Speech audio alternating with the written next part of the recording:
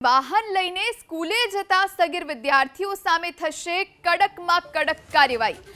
અમદાવાદ શહેરમાં ખાનગી શાળામાં વિદ્યાર્થીઓ ગેરવાળા દ્વિચક્રીય વાહનો અને ફોર વ્હીલ લઈને જતા હોવાની અનેકવાર ફરિયાદ ઉઠી છે।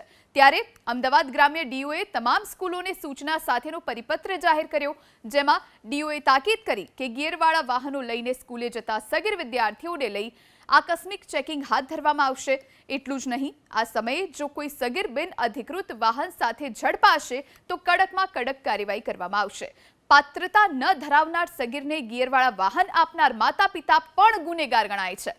તેના માટે વાલીઓમાં જાગૃતિ લાવવી જરૂરી છે, જેને લઈ જાગૃતિ લાવવાના પ્રયત્નો પણ હાથ ધરવામાં આવશે।